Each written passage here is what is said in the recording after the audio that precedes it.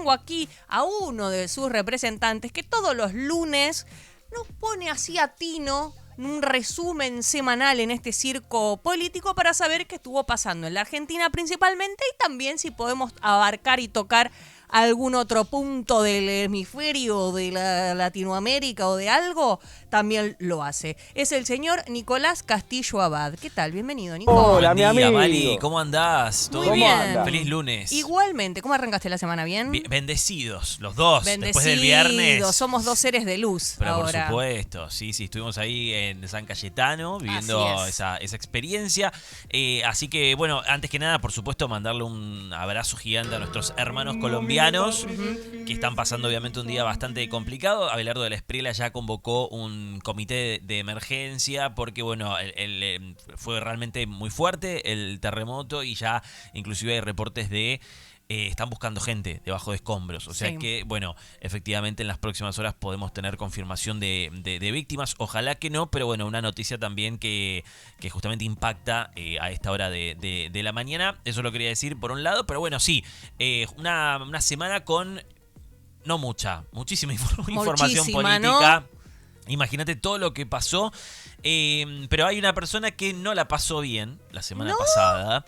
Pero no. Algún jubilado, alguien que no está llegando a fin de mes. No, además, no. Justamente hay un funcionario del gobierno que se le está frunciendo un poquitito. Ay, no. ¿Quién? Sí, porque no les ¿viste cuando vos decís no me sale una? No me sale una, alguien me hizo un trabajo, alguien me hizo algo. Claro, exacto. Sí, estamos hablando de Federico Sturzenegger. Hoy vamos a hablar de Sturzenegger frisado. Ay, igual no sé si empatizo mucho, pero bueno, no hay que reírse de las desgracias ajenas. Las desgracias ajenas. Es una persona que pondera mucho el señor presidente Javier Milei, pero que... Adorni también. Bueno, Adorni, pues sí, a tantos también. Bueno, a justamente...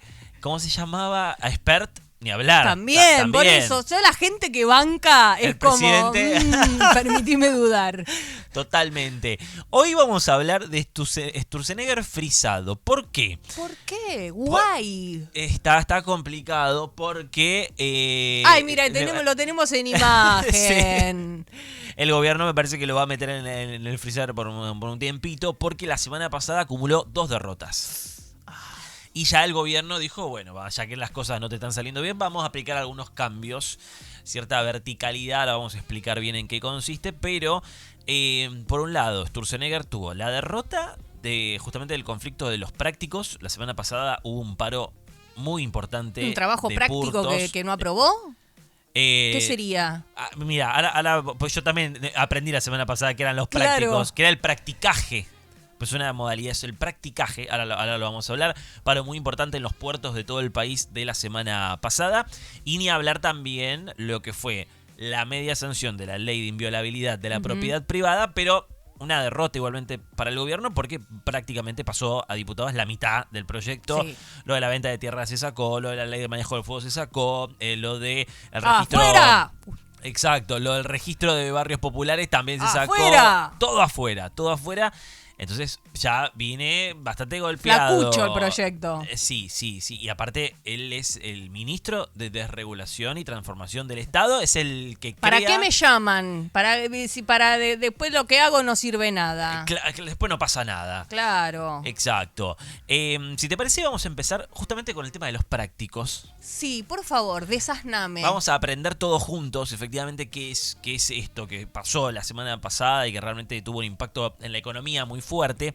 A ver, el 30 de julio, ¿sí? El gobierno publicó un decreto de necesidad y urgencia, el DNU 690, que desregulaba el servicio de practicaje en la República Argentina. Todo muy charlado siempre, me gusta eso. Sí, todo ahí... ¿Lo charlamos? No, ponle un decreto, hacelo. Exacto, todo made by Sturzenegger. Sí. No, todo lo que tiene la palabra desregulación, Sturzenegger, claro. A full.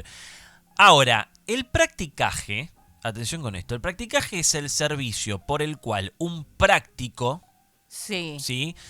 Que es un piloto especializado que conoce el río o la zona donde circundan los barcos, sube a un buque para guiarlo en las maniobras de entrada y salida del puerto. Okay. Esos son los vos decís, ¿qué es un práctico? Un práctico es un chabón que conoce obviamente de manejo naval, fluvial, y que cuando los barcos están entrando al puerto, claro, el tema del dragado... Yo te lo estaciono. Exacto, es como si, no sé, si los trapitos no estacionan, pero bueno, viste... pero el valet parking. Es como el valet parking de los buques, exacto. Se acercan a tu barco y te lo estacionan. Ellos conocen, obviamente, en qué... Dónde hay bache, dónde está más profundo, dónde no encallar. Exacto. Nunca mejor dicho el parking de los buques. Con ese ejemplo me sintetizaste una semana de... Soy muy práctica. Estuviste muy práctica, justamente.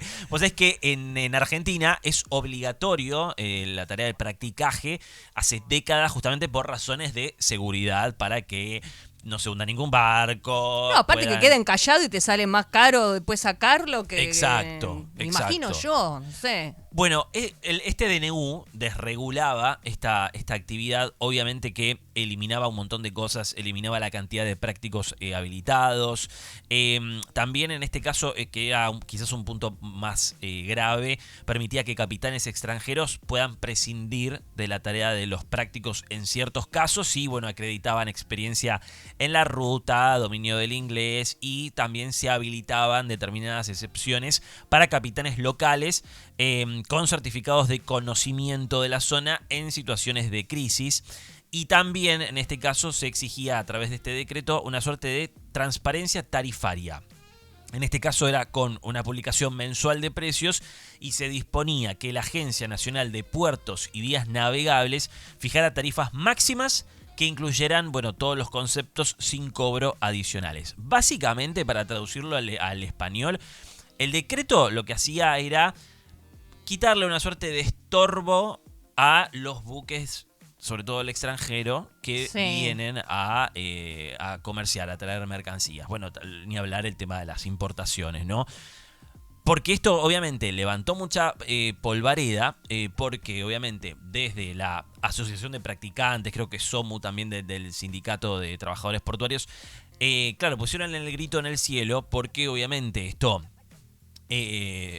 permitía, entre otras cosas, que ellos no puedan elevar las tarifas de cobro, ¿no? de este servicio, y también obviamente impactaba en los puestos de trabajo de esta gente. Si vos Igual también imagino, perdón que te interrumpa, pero a todo esto imagino que, conociendo Argentina y un poco a los argentinos, tal vez, quizás, diciendo, bueno, soy el único que puede hacer este trabajo y capaz una especie de monopolio o exacto.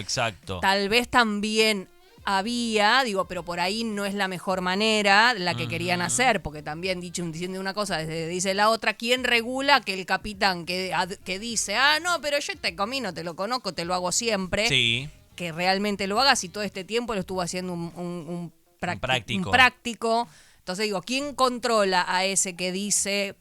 Entonces, por ahí no está tan mal, pero no sé si era la manera. Es que en realidad, bueno, acá pasa mucho inclusive con un montón de cosas que el gobierno empieza a tocar, que en cierto punto pueden ser, como dice el gobierno, curros, que uno desde afuera ve y dice, mira, sí, era necesario que efectivamente se modificara esto, más que nada por, justamente en los argumentos de este DNU, decían que esto generaba conductas abusivas y anticompetitivas, sobre todo en términos de monopolio. Entonces, bueno, ese tipo... Porque acá, obviamente, sí hay una cuestión de seguridad, por supuesto, con lo del tema de los capitanes extranjeros. Claro. Que puedan prescindir de este servicio y estacionar el buque ellos solos. Eso puede afectar la seguridad. Ahora, el resto de cosas impacta al negocio de los practicantes, puntualmente en ese sentido, al puesto de trabajo de decir, bueno, mirá, si ahora... ¿Qué te puedo cobrar? Hay algunos poquitos prácticos habilitados, bueno, ahora puede haber más. Entonces los que antes cobraban una tarifa ahora pasan a ser más. Bueno, y ahí cambia también el tema de los ingresos de los prácticos. Claro, obviamente seguro. pusieron el grito en el cielo, se metieron con el negocio de los prácticos, y desde el sábado 1 de agosto empezó un paro en todos los puertos del país. Muy impresionante. Esto afectó la exportación de granos, la exportación de energía y el abastecimiento de combustible a la Patagonia, entre otras tantas cosas. Hubo un cálculo que se hizo obviamente por la cantidad de buques que estaban varados, que no podían ingresar o que estaban en los puertos y no podían salir, porque obviamente no había gente que se encargara de esas tareas. Se estimó una pérdida directa de entre 4 y 7 millones de dólares al día. ¿Sí? Y justamente el 4 de agosto, el martes pasado, se llegó a un acuerdo y se levantó el paro. ¿Cuál fue el acuerdo? ¿Cuál fue el acuerdo? Bueno, el acuerdo fue que las tarifas de los prácticos se reducían un 20%. Sí. Si vos práctico tenés un monopolio y ponés el precio que querés, bueno, no, bajame un 20%. A cambio de que el gobierno retire el decreto. Okay. ¿Sí? El decreto no se puede retirar. Básicamente el gobierno dice, mira, esto, una cosa es el decreto y otra cosa es la ejecución. O sea, eliminamos, digamos, el movimiento de ejecución de este DNU. Quédate tranquilo, todos los cambios. No lo vamos a hacer, pero cobra más barato. Pero cobra más barato, exacto. Ese fue el acuerdo. Pero lo que llamó la atención es que esta reunión y este acuerdo entre el gobierno y los prácticos se firmó en el Ministerio de Seguridad, ¿sí? Sí. Con Alejandra Monteoliva, la ministra de Seguridad, a la cabeza. Y el que estuvo ausente y no fue invitado a esa reunión fue Federico Sturzenegger. ¿Tendría algo ese día? ¿Un médico? No sé si tiene nieto, algún acto en la escuela. Le generó un tole al gobierno. Bueno, ni hablar también las pérdidas económicas. Es decir, derrota número 1, la cuestión de los prácticos afuera. Sí. No prosperó. Bueno, y obviamente, a ver, el poder de fuego que tienen los portuarios es muy importante. Vos frenás la actividad portuaria y se frena casi la economía y todos del país. los ojeros, la gente que está sacando, porque a ver, a nosotros en realidad no nos benefician nada. El tema es a quién les hizo perder plata. Claro, totalmente. Que son los que se enojaron, básicamente dijeron, yo no puedo tener más el campito parado. Exacto, los negocios. Obviamente Milei habló de, creo que 2.000 desregulaciones en todo este tiempo.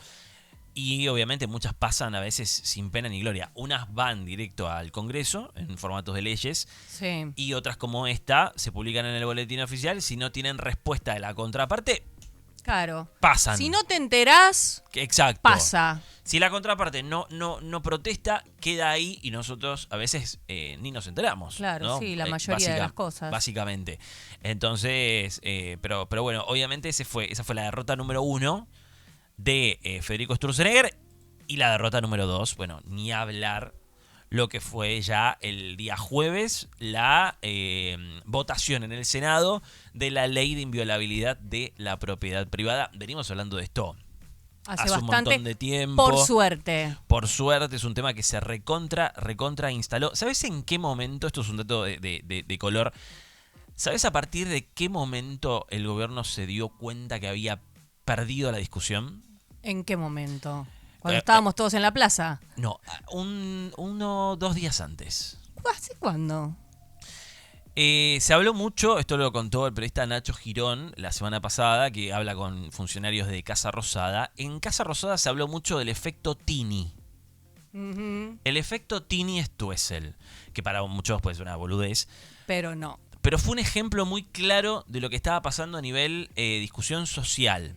Porque, por supuesto, estamos hablando de, Tini Stoessel, la cantante argentina, que, si no me equivoco, en la sesión fue el día jueves, y ella el martes publicó una historia, una foto de Argentina, y la frase, la patria no se vende. Sí, 23 millones de seguidores tiene Exacto. En el mundo.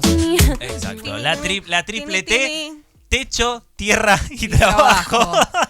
Muchos decían eso, efectivamente. Claro, porque, a ver, si hay alguien a la que, de hecho, estuvo también en la marcha, es Lali Espósito, que siempre, claro, hace declaraciones, María Becerra también, pero bueno, también se sumaron Nicky Nicole, que no suele hacer declaraciones, Emilia Mernes, que nunca quiso posicionarse y por primera vez lo hizo. Exactamente, Catriel, de Catriel y Paco Amoroso, también hizo posteos en sus redes sociales, Fito Páez, digo, mucho músico, mucha cara visible que estuvo ahí hablando al respecto, y bueno, hace que los públicos jóvenes que por ahí no están al tanto porque viven en su mundo de fantasías e ilusiones, dijeran, che, ¿qué onda? ¿Qué está pasando? ¿Qué está pasando? Y enterarse un poco, pero sí, lo de Tini Stoessel, que ella nunca hace ninguna declaración ni a favor ni en contra, se llama silencio.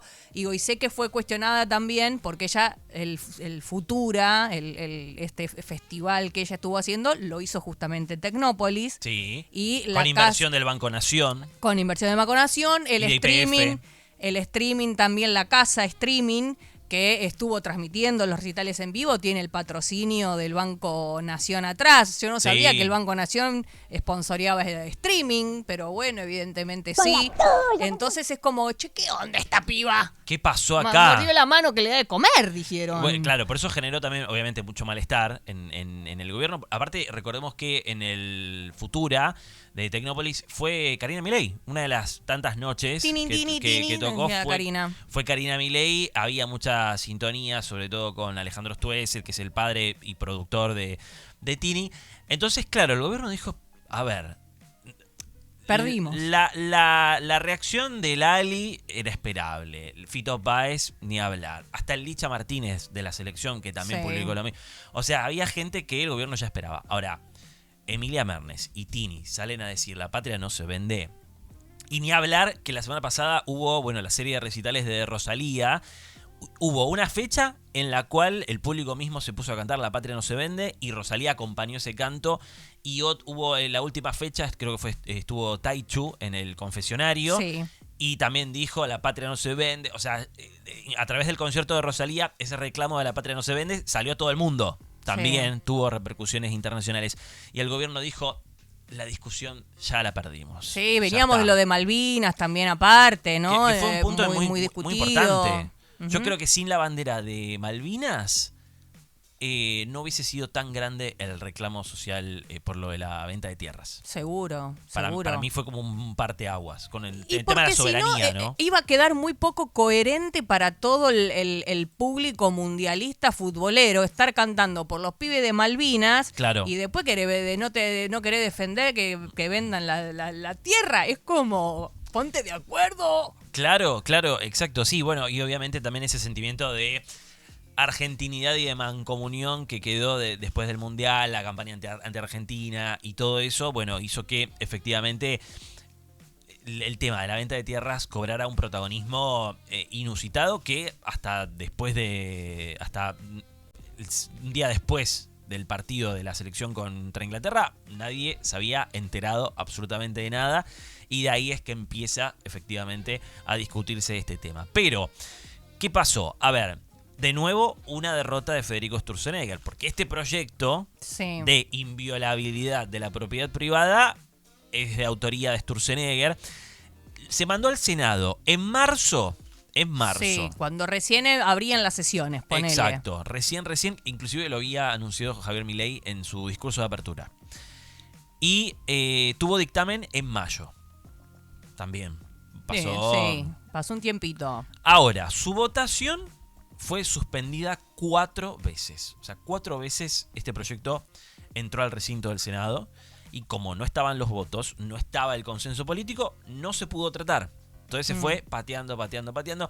Bullrich le tira la culpa a la cuestión a Adorni. Es cierto que hubo un tiempo donde la agenda del Poder Legislativo estaba muy abocada a la cuestión del ex jefe de gabinete, que dicho sea de paso, la justicia a partir de hoy ya le dio 15 días para explicar su patrimonio. Ay, mira, te iba a preguntar después por Adorni, que es de la vida de... Justo hoy tuvimos esa novedad. A partir de hoy, 15 días tiene Adorni para explicar los números. El pendrive, ya dijo. Claro. Hay que ver si después eso convence a la justicia, porque después se viene el llamado indagatoria. Claro. ¿No? El proceso sigue. Entonces, 4 veces la votación fue suspendida en el Congreso porque no tenían los votos. Pero aparte, tuvo un total de 17 modificaciones. 17 veces, vos imaginate Ya en el liquid paper no daba más. Los últimos borradores que mandaban justamente desde el bloque de La Libertad Avanza era una mezcla de colores. Claro, tachame la doble, ya te taché la doble. Bueno, tachame la escalera. Exacto, había un montón de modificaciones, era ya muy difícil de leer. 17 modificaciones. Y justamente la última modificación hasta se dio minutos antes de la votación. Claro, ahí mismo. O sea, ahí mismo. In situ. Para que te des una idea, el proyecto original tenía 6 temas y 53 artículos. ¿Sí? Teníamos ahí, por ejemplo, el tema de, por supuesto, tierras, la venta de tierras, ley del manejo del fuego, lo de la eliminación. Tierras rurales, perdón, quiero hacer la aclaración, porque en un momento Bullrich hablaba, si quiere venir uno y comprarse 2 departamentos, se puede comprar 2 departamentos, como si fuese solamente eso, y estábamos hablando de tierras rurales, o sea, frontera, otra cosa, pero viste, ellos te querían llevar para otro lado. El gobierno aprovechaba. Claro, la confusión. La confusión, es cierto, lo de la modificación de la ley de tierras rurales. En segundo lugar, lo de la modificación de la ley del manejo del fuego. En tercer lugar, todo el capítulo dedicado al RENAVAP, que es el Registro Nacional de Barrios Populares.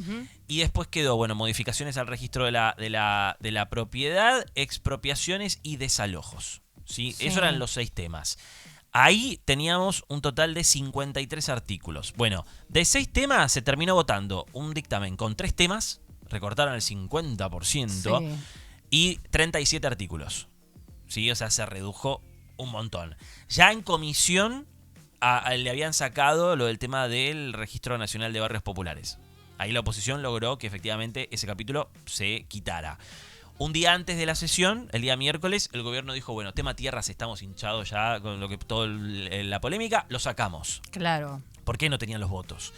Y el día de la sesión, minutos antes de la votación, el gobierno decide retirar la modificación de la ley del manejo del fuego. Sí, esta cuestión de que en realidad inclusive es una ley que se había reforzado en el año 2020 por Máximo Kirchner, esto de que si se te prende fuego el campo no lo podés usar por 30 años, entre 30 y 60 años, dependiendo el tipo de terreno. Ajá, y para qué se estaba usando, si era bosque nativo, si era... Exactamente. Que también ahí hubo una confusión, porque por un lado estaban las tierras, por un lado productivas, ¿sí? Los productores que tenían su campo, que se les prendía fuego y después no lo podían usar por el plazo de 30, 60 años. Y por otro lado quedó la cuestión de los bosques nativos. En el momento se metió todo junto y los bosques nativos mantenían, por lo menos en el último dictamen, mantenían la protección de la anterior ley. Eso no se modificaba. Había quedado específicamente en la cuestión de las tierras rurales porque, claro, también vos sos productor, se te prende fuego el campo, te quedas sin tu herramienta de trabajo. Entonces, bueno, igual es raro porque que se te prenda fuego un campo productivo con soja verde o soja... O sea, es raro. Si estás produciendo algo que se te prenda fuego, no pasa. Lo paradójico ahí es que la ley no establecía sanciones por provocar el incendio. Claro, o sea... eso era lo paradójico. Porque te puede pasar un accidente o lo que sea, pero él no establecía la propia ley ningún tipo de sanción o de procedimiento. Claro, y si fue accidental, si vos decís, ay, bueno, es que quise hacerme un fueguito para el asado y se me fue de las manos, digo, por más de que esté penalizado eso, no es proporcional al desastre ecológico y ambiental que puede causar esa imbecilidad, a decir, bueno, flaco, cualquiera comete un error. Y se sabe, ponele entre comillas, que la mayoría de los incendios no suelen ser muy accidentales. ¿No? Eso de la gente que vive. O sea, hay mucha gente realmente que hace la imbecilidad de ir a un parque nacional y querer hacerse un fueguito. Sí. Porque por ahí sos tan tonto que querés ir a un parque nacional y no te informás primero de lo que podés o no podés hacer. Sí. Para eso existe. O no te da el sentido común tampoco, ¿no? Porque... Exactamente, básico, pero vamos a eliminar el que tenga sentido común o no. Existe el guardiaparque que evita y que controla que eso no suceda, y muchos, porque me ha tocado estar, he vivido en lugares de parques nacionales e ir comúnmente y tener que decirle a alguien, che, mirá que no podés hacer fuego. Che, mirá que no podés prender el parlante porque estás en un área protegida para cuidar la fauna y demás. Claro. Entonces, siempre hay alguien que dice, che, eso que estás haciendo no está bien, por más de que no se pueda. Pero después hay lugares que se te terminan incendiando un montón, como por lo general la Patagonia. Sí. Que son 2, 3 focos en una punta, en la otra y en la otra, decía, qué casualidad que hubo un tonto que quiso prender un fuego en 3 lugares distintos al mismo tiempo. Es raro. Y por lo general siempre hay alguien que lleva las de ganar si se prende en fuego esas tierras. O sea, digamos todo, porque siempre hay alguien que se beneficia y hay alguien que pierde todo por lo general. Entonces, sí, totalmente. Lo que tiene que, bueno, es eso. Nunca se agarra a ningún culpable. No, Nunca se termina de conocer, pero bueno, sí, en el tramo final sí había quedado como bien clara la distinción entre las tierras rurales productivas, por así decirlo, y los bosques nativos, humedales, etcétera. O sea, se había establecido esa distinción, pero fue tal la confusión de ese. Es más, para que te des una idea, el termómetro del caos que hubo el jueves a la noche, que en un momento, cuando llega el último dictamen, Gerardo Zamora, que es senador de Santiago del Estero, dice, che, acá el último dictamen, hay un artículo 28 creo que es, dice, entrará en funciones a partir del 1 de junio de 1968. Claro. Se le plantó ahí unos cuantos números. Claro. Fue tal el caos y tratar de resolver esta cuestión al último momento que el gobierno dijo, bueno, ¿sabes qué? Sacamos también manejo del fuego. Y afuera. Otro momento también que tuvo mucha incidencia con esta cuestión fue también un discurso de bastante picana del senador Venegas Lynch, que no es Berti Venegas Lynch, el de diputado, sino que es el hermano que está en el Senado. Qué apellido cheto, me encanta, Venegas Lynch. Venegas Suena re Lynch. lindo. Es una familia ya de bastante... Sí, de Alcurnia.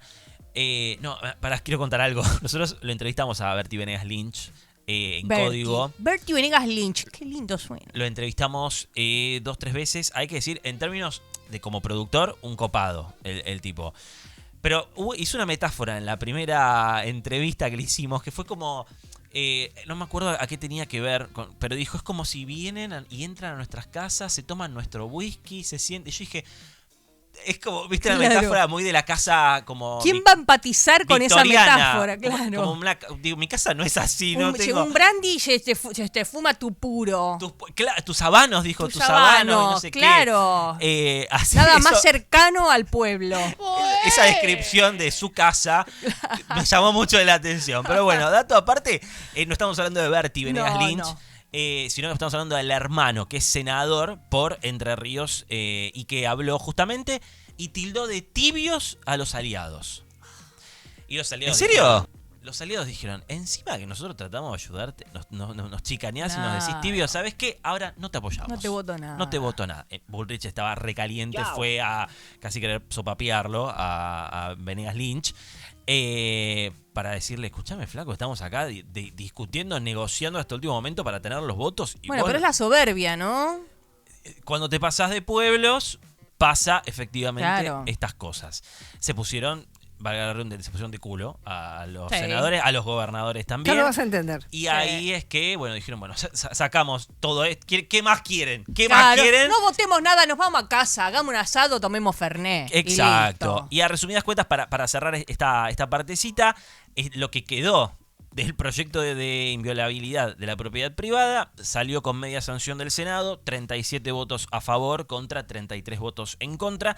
Ahora pasa a diputados y ahora va a continuar la batalla efectivamente en la Cámara Baja. Hay que ver si le siguen recortando cosas, no sé. Sacan, claro, porque puede pasar eso, que en diputados alguien diga, che, no, pero... porque bueno, yo no sé bien. Si querés, podemos seguir después un ratito para explicar un poco lo que sería lo de expropiación, digo, porque hay mucho inquilino preocupado con el tema de que me atraso 3 días en el alquiler y me van a venir a sacar. Exacto. Eso no es, a mí no me queda claro, porque como te la tenés a Bullrich diciendo, el que quiere venir y se compra 2 departamentos y te mezclan todo, digo, yo por ahí estoy medio perdida y no sé si nos beneficia o no nos beneficia, o qué? Porque acá permitime dudar siempre.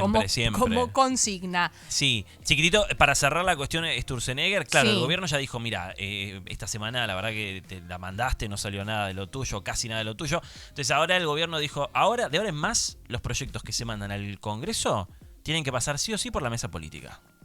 Si no lo decide la mesa política, no se manda al Congreso. De hecho, mañana hay una reunión. Sí. Y por eso es que el gobierno empieza a frizar a Sturzenegger, decir, mira, muy lindas todas tus Sí. iniciativas, tus proyectos, pero vamos a poner un poquito de paño frío porque hasta ahora No estaría resultando la estrategia. Exactamente. Bueno, seguimos después con este tema profundizando un poquito más. Si sos inquilino y tenés dudas todavía, o sos propietario y tenés un inquilino, estos temas seguramente van a interesar, así que vamos a profundizar un poquito en eso. Pero tenemos una tanda pendiente y música claramente para endulzar un poquito el oído, así que quédate ahí que ya sigue Circo Urbano. 12 del mediodía, 14 minutos, 10 grados 6 la temperatura en este momento en la ciudad de Buenos Aires. Despejado se encuentra el cielo, así que eso hace que el solcito caliente un poco más el ambiente y puedas disfrutar un poquito más de este lunes, de este comienzo de semana que cuesta tanto. Y nosotros seguimos acá charlando con Nicolás Castillo Abad, temitas de Argentina, porque viste, acá siempre está pasando algo, alguna cosa. Sí. Y veníamos no debatiendo entre nosotros, sino hablando e informándolos a ustedes sobre todo el tema de la ley de inviolabilidad de la tierra que fue votada en el Senado el jueves pasado. Exacto. Habiendo limpiado un poquito, ¿no?, la ley original. Me dijiste de 6... De 6 temas pasaron a 3. Quedaron 3, Sí. Se fue bajando y quedaron... Motosierra. A la misma ley propuesta por ellos. Y quedaron pendientes a votación todavía en diputados. Sí. Ahora era... ¿Qué temas? Desalojos, expropiaciones y, por otro lado, modificaciones en el registro de la propiedad. Eran los 3 temas que, bueno, ahora se van a empezar a debatir efectivamente en la Cámara de Diputados. Obviamente que puede haber aún más modificaciones. Sí. Digo, el gobierno empieza a mandar ahora los proyectos más al Senado porque es mucho más controlable por el tema de que los senadores responden a los gobernadores y la llegada con los gobernadores del gobierno es mucho más flexible. Distinto en diputados donde, bueno, a pesar de ser la primera minoría, obviamente no tienen el manejo total de la Cámara y también necesitan negociar. Pero sí quedan desalojos, expropiaciones y registro de la propiedad. Eso sí queda y es lo que se va a tratar y a discutir en diputados a partir ya de esta semana. Se va a empezar a dar. Sí, digo, porque es un tema, digo, que a mí no me queda muy en claro cuál es la modificación, en qué nos beneficia, en qué nos perjudica, porque imagino que tanto Nico y yo y la gente que trabajamos acá, como ustedes oyentes, cada uno se encuentra de un lado, ¿no? Algunos son propietarios, otros inquilinos. Sí. Digo, imagino que también cada uno intenta proteger lo propio, pero en todo estamos protegiendo lo propio y lo común, desde la tierra, los glaciares o lo que sea, que es un bien de todos los argentinos, y después ya la propiedad privada en sí, que a todos nos afecta de una u otra manera. Entonces el tema acá es la empatía también. Muchas veces el ponerte en lugar del otro, qué beneficio vos podés prescindir o cómo podés negociar, que esto es lo que siempre se habla, ¿no?, del tema de las partes, ¿no?, de los privados, que acá hay un tema entre privados y se arregla entre privados. Bueno, cómo charlarlo entre privados y que nadie la pase mal, me parece, que hoy por hoy es el día, tener un poco de corazón y de empatía y de que cada uno, no sé, llegar a buen puerto, me imagino. Sí, bueno, tratar de buscar un equilibrio, ¿no? En todo eso, ahora por supuesto lo vamos a discutir. Si te parece, vamos a hablar y hacer un poco de foco en qué fue lo que quedó. Y sobre todo despejar algunas dudas, no vamos a terminar despejando todas, pero puntualmente sobre lo del tema de desalojos. Desalojos y expropiaciones. A ver, en cuanto a los desalojos, lo que establece... digamos, el texto que ya pasó a diputados es que se va a aplicar el desalojo express desalojos rápidos en los casos en que se trate de inmuebles usurpados o tenedores precarios. En este caso, el juez va a poder disponer la inmediata entrega del inmueble si el derecho invocado fuese verosímil, ¿sí? Si efectivamente se constata que sos el dueño de esa propiedad, y previa caución juratoria, o sea, tiene que iniciarse un proceso de caución también previa. Ahora, el juez va a poder intimar dentro de las 72 horas, ¿sí? 3 días, la devolución del inmueble si así lo pide el propietario, ¿sí? 72 horas, que deberá mostrar con prueba documental, por supuesto, que es el dueño de ese terreno, vivienda o campo, ¿sí? 72 horas. Ahora, los propietarios van a poder intimar a los inquilinos que adeudan el pago de sus contratos, acá estamos hablando de alquileres. Sí. Pero el monoambiente que tenés acá en Chacarita. Exacto, los pueden intimar y les deben otorgar un plazo de al menos 10 días corridos para ponerse al día con esa deuda, que se contarán, por supuesto, desde que reciben la respectiva notificación. La notificación se deberá realizar en el domicilio denunciado en el contrato o también por correo electrónico, etc. Pero si a partir de esos 10 días hábiles el inquilino no regulariza su deuda, ahí el propietario puede iniciar la acción de desalojo. Acá lo que todavía no está muy claro del todo, entiendo que no lo establece en sí en números el dictamen y la media sanción. No hay ninguna especificación de, adeudas un mes, te saco, o una cosa es adeudar un mes, que decir, che, este mes estoy complicado, bancame. Y otra cosa es que, no sé, hace 5 meses tu inquilino no te pague el alquiler, ¿no? Pero igual lo habilita que si te debe un mes y lo querés sacar, lo saques al mes. Es que no está del todo claro, no termina, por eso digo, no vamos a terminar de despejar todas las dudas. ¿Cuánto tiempo de deuda? Claro, ¿cuánto tiempo de deuda es admitido para que el propietario... Pasa que igualmente acá vos tenés días... Sea tolerante, digamos. Vamos a poner la palabra tolerancia. ¿Cuánto puede tolerar que vos estés sin pagarle para hacer estas notificaciones de 10 días seguidos? Sí. Que se inicie el juicio de desalojo y que la justicia tenga 72 horas para notificar efectivamente esa devolución del inmueble, ¿no? Por lo menos acá lo que establece es que vos le tenés que avisar al inquilino que lo vas a desalojar. O sea, le das primero una intimación de 10 días, ¿sí? Para que regularice, y si no, ahí sí se inicia, digamos, todo el procedimiento.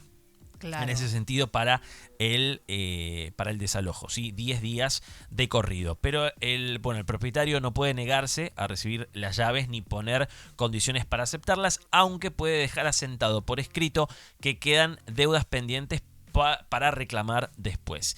Y en el caso, esto es un tema súper sensible, en el caso de que haya menores o adultos en situación de desamparo, menores de edad, ancianos, gente con discapacidad, el juez deberá darles intervención obligatoria a los organismos de protección locales y el Ministerio Público tutelar.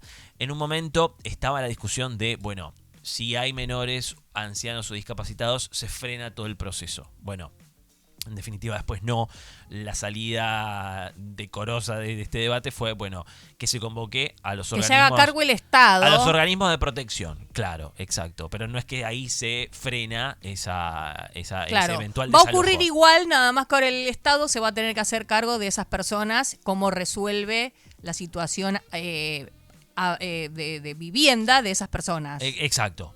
Pero la casa se la devuelven a como sea al dueño verificado, ¿no? O sea, hay que mostrar la papeleta. Y lo que cambia también la ley, este proyecto de ley, es que la justicia tiene que iniciar con una suerte como de juicio sumarísimo. O sea, se aceleran los procesos. Estos procesos pueden ir variando, digamos, según el tema, según la región, etcétera. Pero acá por lo menos estoy viendo que en general, si vamos al Código Procesal Civil y Comercial de la Nación, tenemos, por ejemplo, contestación de demanda hasta 5 días, la audiencia de prueba, si corresponde, se tiene que fijar dentro de los 10 días de contestada la demanda, etcétera. Se establecen los días. En este caso, lo que hace es como obligar a la justicia que no encasille este tipo de demandas por usurpación, por ejemplo, o tenedores precarios, sino que sea más proactiva y que resuelva estos casos más expeditiva, a la mayor brevedad posible. O sea, básicamente exige a la justicia que acelere en ese sentido. Eso por el lado de los desalojos, ¿sí? Sí.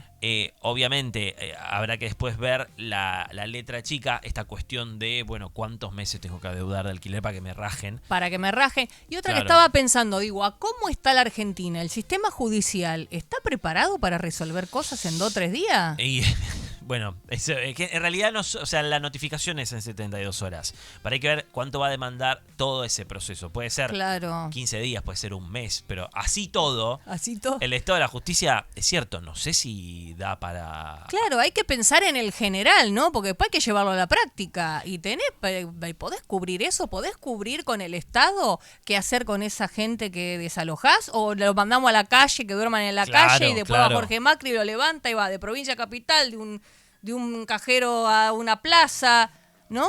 Digo, pensar en el general, pero tal vez estoy pensando mucho yo. No, y también pensar después qué tipo de contingencia vas a dar a esa gente que queda en la calle, ¿no? Claro. Más allá de que obviamente usurpar un terreno es un delito, pero bueno, también el Estado ver de preservar Claro, porque a esa gente no puede, que cae del sistema. ¿Y por qué no puede pagar el alquiler? También, ¿no? Pensemos, también. ¿por qué no puede pagar el alquiler? Digo, esto yo lo estoy diciendo también como propietaria y alquilo una casa. Digo, en Sí. algún momento puedo ser, y he alquilado también en mi vida. Entonces digo, lamentablemente esto a veces se pone en una guerra, entre comillas, entre seres humanos, Sí. ¿no? Entre privados. Entre privados, amigo. Y otra cosa es pensar en un edificio que ahora una constructora te hace edificios, que son los dueños de los edificios, que por ahí tienen más lobby para bancar esto. Decir, che, Claro. hay tanta gente, sacame a este y tráeme otro, sacame a este y tráeme otro. Y otra cosa es un Juan Carlos que tiene un monoambiente que lo alquila, y el que lo alquila no lo puede pagar porque está sin laburo y dónde va a vivir. Y digo, por eso digo, pensemos como seres humanos empáticos. Ujú. Y las corporaciones, las constructoras y el lobby y todo eso, y viste, como para no convertir en esta cosa, ya sacalo a este, total, hay un montón de gente que atrás para alquilar, como las condiciones laborales también, que ya no te gustan, date, y atrás tuyo Claro, hay 20 claro. más. Digo, es un tema sensible, la verdad, también. Sí, hay que poder estudiar cómo sería todo el proceso, ¿no? Claro. Porque también hay gente que queda fuera del sistema. Bueno, lo vemos en la calle, la cantidad de gente que está Exactamente, durmiendo en la calle, en todos la vía lados. pública, Ujú. claro. Así que eso también obviamente genera un impacto. Eso por el lado de los desalojos. Ahora, tema de expropiaciones. Sí. Porque también se mezcla tema de expropiaciones con Claro. venta de tierras. No puedo pagar el ABL. Hace 2 años que no pago el ABL. ¿Me van a venir a sacar la casa? No. No. Acá, en realidad, el capítulo de expropiaciones lo que hace, en resumidas cuentas, es poner trabitas, ¿sí?, en el proceso en el que el Estado determina una expropiación. Ujú. Sí, o sea, ya de por sí, digamos, la legislación local establece un procedimiento. Ahora lo que hace esto es como poner a una traba adicional. Por ejemplo, se establece la declaración de utilidad pública, ¿sí?, que se deberá aplicar de manera restrictiva. Esta declaración de utilidad pública y deberá interpretarse de manera restrictiva. Es decir, cuando el Estado, cuando a Milei, Macri, Cristina, quien sea en el futuro también, no sabemos. Sí. A futuro, Se todos le los cante, que vengan. Sí. claro, expropiar, necesita sí o sí una declaración de utilidad pública del Congreso. ¿Sí? Ya ahí tenés un procedimiento más. Y el Estado deberá fundamentar los motivos claramente de esa medida. Pero ¿Por cuá? claro, por qué me lo estás declarando de utilidad pública. Pero a la vez, acá esta ley, este capítulo, establece también cómo tiene que ser la compensación al titular de esa empresa o terreno que vos estás expropiando. Porque, por ejemplo, se estableció un tope del 30% en la indemnización por lucro cesante y a la vez se estableció que, por ejemplo, la tasa de interés que se debe pagar en esa indemnización tiene que ser la del índice de precios al consumidor, que es el índice de inflación mensual que tenemos, más la tasa del Banco Nación a 30 días. Y dice que no se realizará la transferencia sin el pago de la indemnización, aunque el Estado podrá pedir la posesión de ese bien. O sea, la transferencia no se puede completar hasta que el Estado no indemnice efectivamente como corresponde a ese titular. Y el juez podrá pedir un dictamen del Tribunal de Tasaciones de la Nación cuando hay diferencias sobre el valor que debe pagar el Estado. Ahí el tribunal que te termina de dirimir este conflicto sería el Tribunal de Tasaciones de la Nación. Es decir, es muy técnico, pero básicamente para que la gente entienda que no es que se empiezan a, como decías vos, me quieren sacar la casa, expropiar. No. Claro, no pago el impuesto. ¿De dónde Exacto. me van a sacar? Te saco la casa y me lo cobro. Exacto, no. En ese sentido, no. Lo único que hacen es establecer otros pasos más para evitarle un eventual futuro gobierno peronista kirchnerista que quiera expropiar, no sé, como pasó con YPF. Bueno, claro, antes tenés que Quédense hacer tranquilo todo que esto. No les voy a reclamar otra vez que me lo devuelvan. Claro, exacto. Sobre todo porque el gobierno es el primero que está en contra de las expropiaciones. Claro. El expropiese de Chávez, ¿viste? Decía expropiese. Claro. Bueno, acá complican ese procedimiento. O sea que si hubiésemos empezado a vender tierras y después otro gobierno venía y decía, che, todo eso que te vendí quiero que me lo devuelvas porque estábamos equivocados, más allá de que no se hubiese podido, tampoco se podría hacer. Entonces vengan tranquilos, empresas de afuera, sáquennos no los todo. Vamos a expropiar. No los vamos a expropiar. Ustedes hagan lo que quieran, que nosotros no les podemos decir nada. Exacto, totalmente. Y para cerrar rapidito, hablar de lo que pasó en la calle. El jueves con la represión de la Policía Federal, imágenes muy fuertes que se dieron en los medios de comunicación. Hubo una fotoreportera que había sido luego atendida en un hospital por un traumatismo craneal. Camiones hidrantes, efectivos que estaban disparando contra los manifestantes, contra los colectivos y los autos que pasaban efectivamente por ahí. Hay una imagen, no sé si la tenemos. Una imagen de un hombre que estaba en el operativo de seguridad, en la represión, sin el uniforme correspondiente. Era un civil que estaba, no sé si tenemos ahí la imagen, ahora la vamos a ver. ¿Qué tiene, una escopeta en la mano? Una escopeta, claro, para disparar, obviamente, ahí sí lo que establece el procedimiento, la bala de goma, etcétera. Pero no está identificado, eso es ilegal. Eso es ilegal en la República Argentina. ¿A quién le importa? Digo, a ver, igual yo estoy en contra de la violencia, claramente. Siempre la violencia está mal, sea del lado que sea. Pero, dicho esto, todos dicen, ya, porque siempre está el grupito de inadaptados, eran 10 o 20. Ok, si eran 10 o 20, con la tecnología como está hoy, hasta los anteojos tienen cámara. Sí. Los identificás a esos 10 o 20 inadaptados, mandás a un señor como este que está de civil y le decís, escuchame una cosa, acompáñame, lo detenés, lo sacás, lo que sea, a esos 10 o 20, porque si vamos a ver las imágenes, siempre la gente era menos que la policía y lo demás. O sea que siempre estaban eran más. Con camiones hidrantes, con el escudo, el casco, el chaleco antibala, la gas lacrimógeno, balas de goma contra la gente que tiraba piedras.